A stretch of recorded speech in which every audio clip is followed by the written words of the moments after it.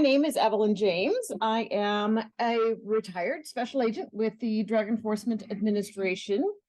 I have my bachelor's degree in Society and Justice, which is the University of Washington's equivalent to criminology. Go Huskies!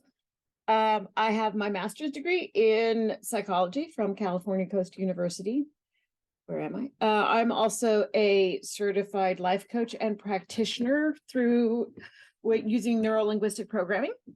And I am a certified trauma team member so I was taught to respond for my fellow cops in the event that they were in a traumatic situation. So that's me. Ex-cop, that's a current mother, forever mother, and mother of a kiddo with special needs, which is why I was asked to be the expert for creating positive community relationships. So that's enough about me. So to create positive community relationships, let's look at the concept of community and family as a community. So you may hear my cat in the background.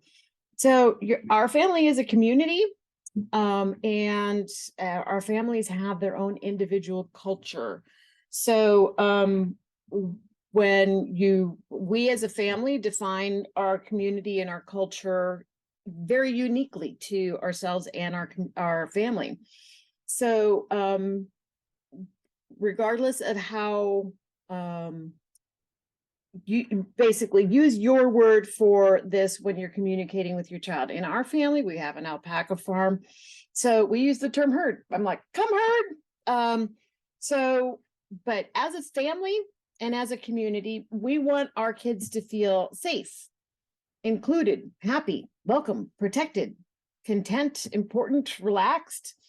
So if you have a challenge getting your kiddos to communicate, I recommend this is a shameless plug for my sister who created Mixed Emotions. And she created a card deck, which also is available in an app. It's a kind of unwieldy way to get the app, at least as far as I'm concerned. You guys who are technologically adept may find this easier to do, but so what my sister did is she put all illustrations with, let me shuffle, illustrations for all of the emotions. And so on the bottom here, you can see, again, I'm sorry that I am not a computer whiz. So if you want your kiddos to participate in this and have a resource to share, particularly kiddos on the spectrum, the illustration may help them communicate better if you want to have do this exercise with your kids, how do you want your kids to feel? So for our children to feel safe, happy, content, and so on, there has to be the absence of fear, uncertainty, anxiety, agitation, violence, apprehension, dread, or panic. And as parents, we are the ones who stand between our kids and that which would harm them. We have locks for our homes, we use seatbelts in our cars, and we have rules for safe behavior. So to help our kiddos understand their place in the larger community, we examine with your kid how the family features are echoed within the larger community. We parents do so much, particularly as parents of kiddos with special needs. So it's easier to explain to your kids that our jobs have to be separated into a lot of different people's jobs. So within a family, we do it all. But within a community, those roles are divided. Hang on, I am caffeinated, but always can stand more. So the job of keeping community members safe is that of law enforcement. So what you want to do is you want to examine within yourself how you regard the different community elements. If your family culture regards law enforcement officers as persons to be fearful of, your kids will also. If you act like cops are the Dementors, your kids will be fearful too. And I defend your right to have that opinion, and I defend your right to believe that. I will not agree with you, but I will defend your right to believe that. But the question is, what serves your child? What is going to help your child be in a better position to be safe, to stay safe, to comply in an emergency situation, to receive the care? You hear what I'm saying? To receive the care that they need in the event of an emergency. So I highly recommend that we communicate that the real Dementors, the real bad people, and there is such a thing, we'll touch on that later, the real Dementors are the people who want to do us or our children harm. Our culture has had a lot of media outrage, fostered outrage that gets clicks. This is part of our culture right now, and it makes me very sad. As an ex-cop, you have to understand, please, that no one hates bad cops more than good cops, because you cut me right now, I will still bleed blue. Good cops are the first people who want bad cops turned in. So I recognize that that's an issue within our culture, but we need to look at what will serve our children the best, and recognizing that police are 99.999% the protectors, and the Dementors are the people who would do our kiddos harm. So forgive me for spending so much time on that. I do want to be sensitive to the concerns that people have. So police in the community, the purpose of policing: maintaining public order and safety, enforcing the laws, and preventing, detecting, and investigating criminal activities. So again, the analogy for children is what we as parents do to get them seat belted, to make sure that they are protected. So, and again, back to the Dementor discussion, or a takeoff on that.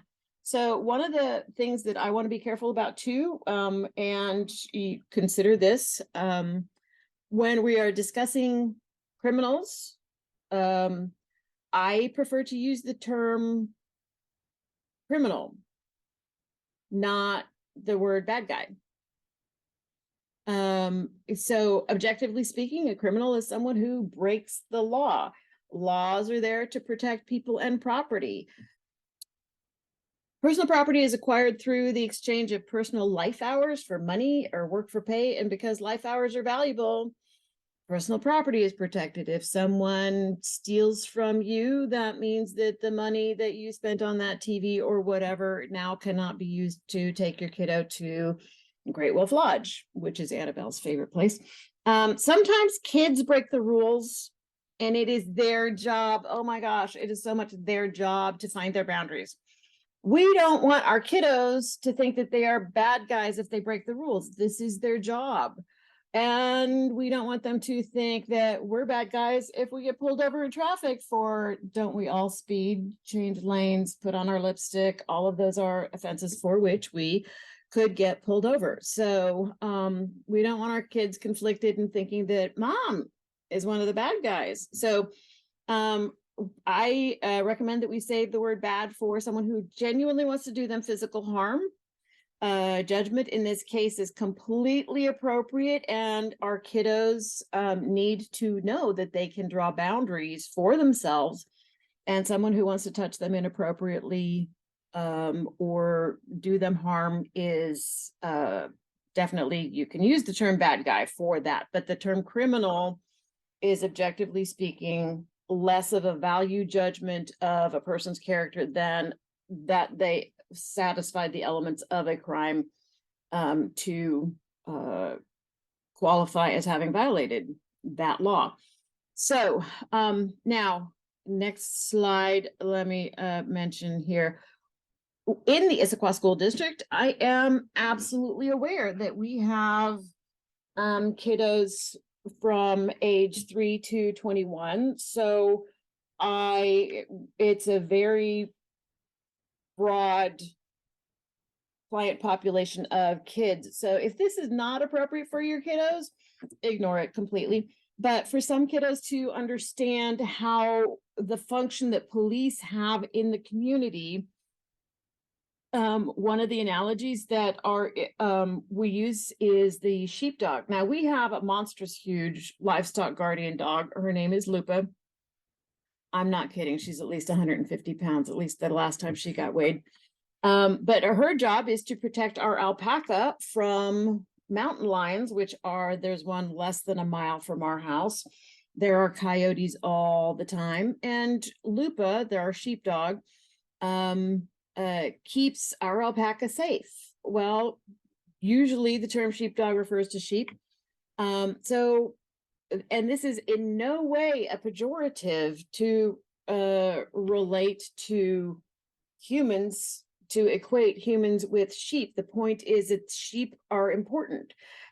Sheep produce wool. Our alpaca produce to die for wool, which helps people be warm and dry and safe from the elements. And sheep are people who need to be not spend their brain bandwidths on keeping themselves safe.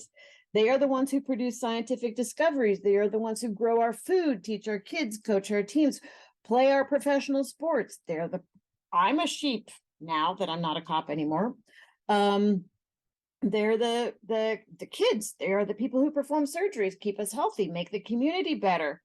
Wolves, or in our case at our farm, mountain lions, whatever, that would want to do our sheep ill, they're hungry. They're part of the food chain. So sheepdogs / police enable the sheep to do their very important jobs. If everybody had to take care of their own safety, nobody would have the ability to make the scientific discoveries and so on. So with our kiddos, we articulate that there's correct times to use a quiet voice. There's correct times to scream bloody murder, like, it is Super Bowl Sunday. You might be hearing me scream later today because I am a crazy fan. So draw the distinction for your kiddos, how we engage in different behaviors in different situations. And we also need to differentiate that we engage in different behaviors with different people. So kids may wrestle with their sibs, but not with parents. Kids may snark at their classmates or siblings, but not with grandma. Oh, heavens, no, we do not snark with grandma. But so if you draw the distinction of differing behaviors and explain that when police are dealing with the situation, that they need to obey and comply with the reassurance ahead of time that everything will be explained later. They will get answers to their questions, but in the middle of an emergency is not the time to ask the questions. In the middle of an emergency is the time to get yourself out of the emergency, and the police are there to help you. Firefighters, ambulance personnel, etc. So if we explain ahead of time with our kiddos that there's the differing behaviors, and law enforcement and firefighters are persons who should be who are probably going to be barking orders if there's an emergency. Generally, I find cops are, very approachable if it's not an emergency, but in the midst of an emergency, if they are barking orders, then you don't decide that you want to go to the library instead of the gym in the middle of an active shooter situation. Proactive parent possibilities. So again, differing behaviors as far as what we can engage in as parents is when point out the helpers. Was it Mr. Rogers who said that? In the middle of an emergency, there's always helpers. Look at the helpers. So like when we are passing a car accident on the highway, first of all, traffic will be slow because we're all going to look. So you're going to have the opportunity while you are waiting in traffic in the veritable standstill to explain to your kiddo, point out the helpers and how they're helping keep people safe. For our kiddos to understand that yes, there's a crisis. Yes, there is somebody who perhaps was in a car accident, or there's something that could be distressing. Pointing out the helpers and how they keep people safe is going to help your kiddo have a more positive view of that emergency situation. We can hope that that would alleviate some of their distress and anxiety as they pass, bent sheet metal and car accidents or whatever. That's a perfect opportunity to point out the helpers, point out the people who are the, are the sheepdogs, are the people who are there to help us get help if we are hurt, or keep the people who are helping safe, for the cops who are directing traffic, etc. So it's another opportunity is, our family, we say a little prayer every time we hear a siren, to that whoever is hurt, it may receive the help, that they be okay, that they receive comfort. And we also, wish good things for the responding personnel, the first responders. So whatever your framework is, your understanding of how you function within the universe, engage that when you hear a siren. If you pull over for a passing ambulance, explain that that's somebody's grandma, that's somebody's daddy, that's a kiddo who got hurt or something. And we pull to the side so that the ambulance can get by faster, or so that the helper can get to the people who need help faster. And that we as a society, as a community, want to make sure that when it's our turn to get help, that everybody else recognizes. And that's why we use sirens to communicate. Great opportunity for kiddos to see sirens as this is the clarion call of the helpers. So other things, so I hope this works. Safety tats. I just want to, I had a bunch of safety tats made. Let's see if I can make this happen. Whew. Okay, so safety tats. I love safety tats. I had them done, and half the time I forget to bring them along when we're camping, so I bring along a Sharpie. So safety tats are a fabulous resource. They are temporary tattoos that you can have custom made. So for example, this one, I have special needs. You can have your first line. Did it say that first? Oh, no. Here it goes. Choose the message. See here. Oop. You can have it say autism spectrum. If lost, please call. In case of emergency, I have special needs. Please call my mom. I mean, isn't this cool? I love this. You can change your colors. So first line, so this is what my Annabelle's would say. My kiddo has Down syndrome. We just call it chromosomally enhanced because Down syndrome sounds like such a downer. Anyway, so you can change this. You also have the option of boom, no, home, boom. Oh, I'm still showing. So you can also get generic ones that you hey, okay, I'm learning. Sorry, I'm learning. Look at that.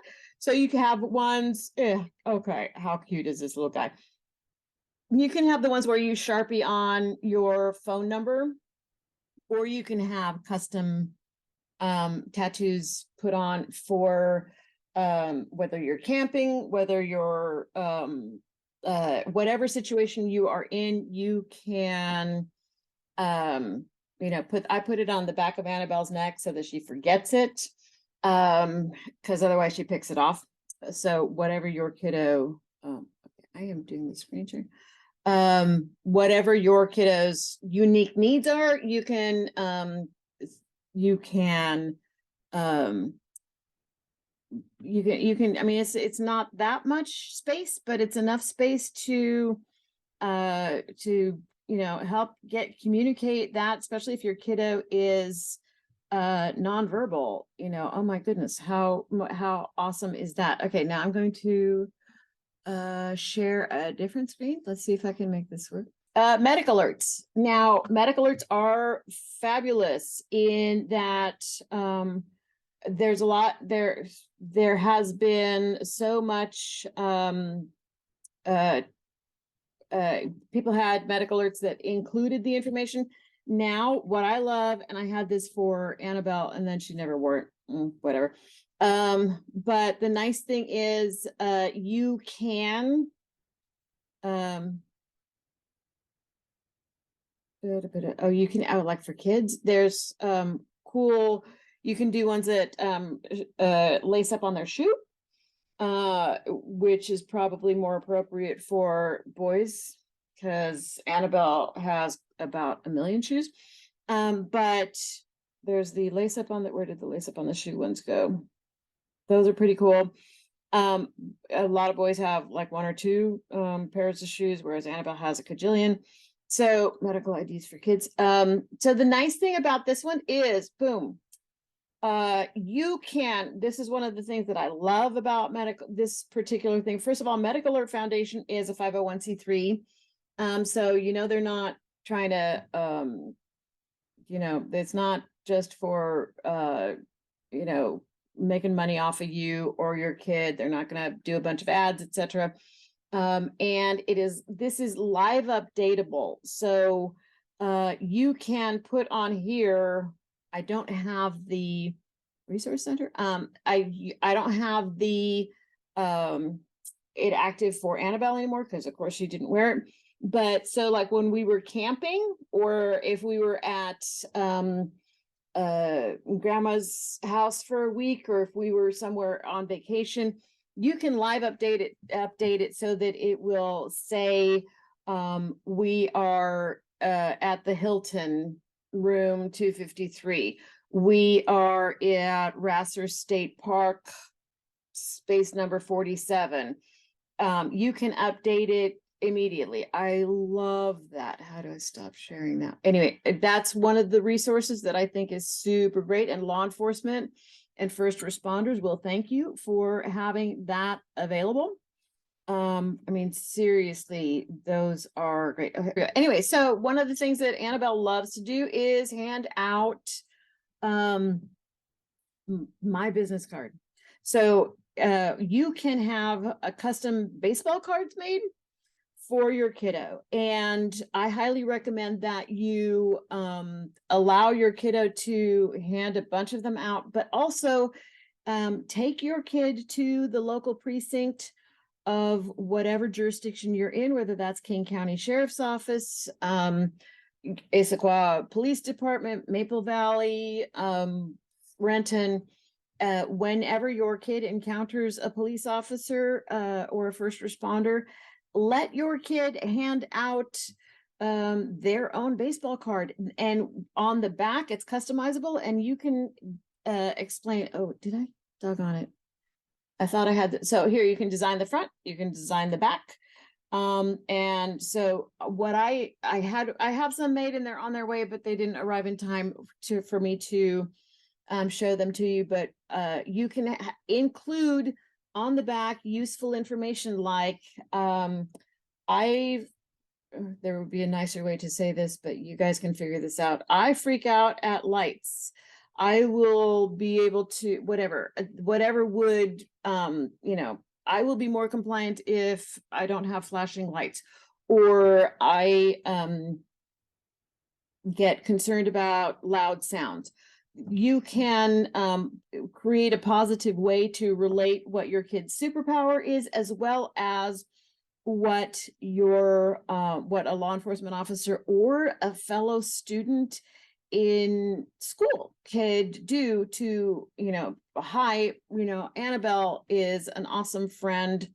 You can go back to your own childhood by being friends with her.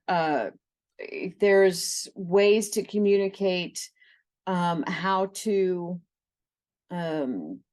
positively interact with our kiddos, that also includes the information that of our kiddos' limitations. So is Annabelle 15 years old? Yes. Does she still like Paw Patrol? Yes. Anyway, there may be ways to communicate better for your kiddo, how people can be positively interact with them, and your kiddos will be thrilled, or at least mine is always, to hand that out. Include the possibility of having the positive relationship within the community with when you allow your kid to go to a precinct and hand out their card, their baseball card, Washington State ID. So I actually have Annabelle getting a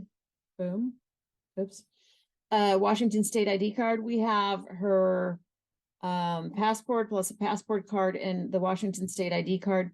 Now the Washington State ID card now includes the possibility to identify the holder as having a developmental delay. Now, in the event that there is a 911 call to your address, the dispatchers can query your address and find out how many people would be there, etc., so that if a firefighter is if an engine is coming to your house, they know roughly how many people they should be looking for. In the event that they query that you're having your kiddo have a Washington State ID, and the fact that it includes the possibility, includes the information that there's a developmental delay or an intellectual disability, that's going to be so useful for responders. So anyway, just be aware that you can get your kiddo of any age. I don't care if they're 3 years old, you can get a Washington State ID card. And you can include that information. So the other thing is AirTags. This is an iPhone thing. I got them for, I have 3 daughters, and Annabelle is our youngest. Our middle one seems to not understand the rules around a cell phone. So I got a AirTag for her so that I can identify her location as to when to pick her up, because if she's going to spend her time on TikToks rather than texting mom where and when I'm supposed to pick her up, we're going to reevaluate that phone thing. So, but the AirTag, we have discovered that does not live update. It may, I don't know what the technology challenges are with that, but it's still useful in the event that for Annabelle, I have her AirTag on her backpack, which during the school day, that's generally going to be where she's at. There is not any, there are like ways to wear an AirTag, etc. Just research that if that works for you. For Annabelle, I just have it on her backpack. So it gives you at least a last known location. The battery lasts for over a year. The Tile, which is another device, its range is only 250 feet. So that doesn't work all that well as far as I'm concerned, because if I can just listen and I'm going to know where my kids are if they're within 200 feet of me.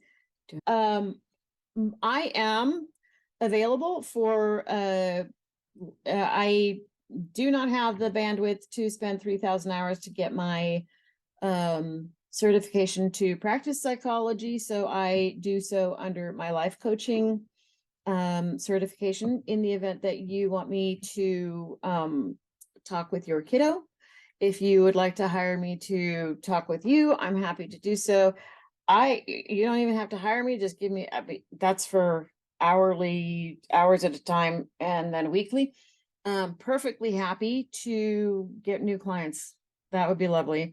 But just if you have a quick question or anything, oh my goodness, feel free to give me a call, give me a text. Let me know how I can be of service to you, having been a former cop, and give you, it's just a really different way of thinking. And I am perfectly happy to put it in service to my fellow parents of kiddos with special needs. So the information will be for me is 650-355-9501, which, by the way, Annabelle memorized and kept typing into the microwave. So we are very familiar with the smell of burned popcorn. But anyway, 650-355-9501. It's my cell phone. I have it with me pretty much always. Call me, text me, ask me questions. I think that's about it. Oh, we are going to have the ask the questions follow up to this. So send in your questions. Also, I just want to say we are not putting location specific information in this because you're like, if you're in Renton, it doesn't make sense to spend time talking about Issaquah's policies and procedures. Or if you're not in King County, it doesn't make sense to spend a lot of time on very specific jurisdictions, policies, and procedures. If you have information about that, and if you have resources, please put it in the comments below so that people who may be within your jurisdiction can look at that, put in a link in the comments below. Anyway, so thank you, Issaquah PTSA for kiddos with special needs. Thank you so much. Parent Power Hour, look at it's during the day, it's it's every other, okay. Go look at their website, which I'm sure will be linked in the resources. I'm doing what I see Annabelle's heroes do. Anyway, Parent Power Hour, please come join us, have a chat with us, have coffee with us. Nectar of the gods. And I'm usually at the coffee shop one during the day, not the Wednesday evening ones. Anyway, don't forget to subscribe and hit the bell. That's what Annabelle says.